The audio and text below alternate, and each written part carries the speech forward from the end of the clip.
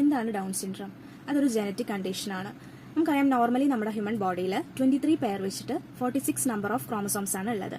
പക്ഷെ down syndrome ഉള്ള കുഞ്ഞുങ്ങളിൽ അവർക്ക് അഡീഷണൽ ആയിട്ട് ഒരു ക്രോമസോം കൂടി ഉണ്ടായിരിക്കും. അതായത് 47 നമ്പർ ഓഫ് ക്രോമസോംസ് ഉണ്ടായിരിക്കും. അതുകൊണ്ട് തന്നെ ഇവരെ ട്രൈസോമി 21 എന്ന് പറയുന്നുണ്ട്.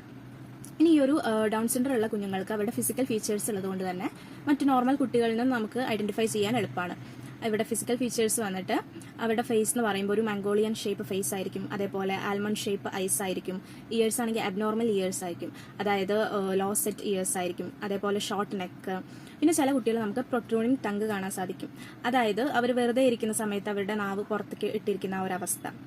അപ്പോൾ ഇതുപോലെ ഒരുപാട് ഫിസിക്കൽ ഫീച്ചേഴ്സ് ഈ ഒരു ഡൗൺ സിൻഡ്രോം ഉള്ള കുഞ്ഞുങ്ങളിൽ നമുക്ക് കാണാൻ സാധിക്കും. ഇനി ഇവർക്ക് IQ റേഞ്ചിൽ വ്യത്യാസം ഉണ്ടായിരിക്കും. അതായത് ചില കുട്ടികളിൽ അവർക്ക് ഹൈ ആയിട്ട്, അതായത് IQ ലെവൽ കൂടുതലായിരിക്കും. ചില കുട്ടികളിൽ IQ റേഞ്ച് കുറവായിരിക്കും. എല്ലാവരിലും ഒരുപോലെ ആയിരിക്കില്ല. അതുപോലെ തന്നെ ചില കുട്ടികൾ നമ്മളോട് വളരെ ഫ്രണ്ട്ലി ആയിട്ട് ഇന്ററാക്ട് ചെയ്യുന്നുണ്ടായിരിക്കാം. പക്ഷെ ചില കുട്ടികൾ എന്തായിരിക്കും, അവർക്കൊരു സോഷ്യൽ ആങ്സൈറ്റി ഉള്ളത് കൊണ്ട് തന്നെ അവർക്ക് സോഷ്യൽ ഇന്ററാക്ഷൻ ആണെങ്കിലും കുറച്ച് ഡിഫിക്കൽട്ട് ഉണ്ടായിരിക്കാം.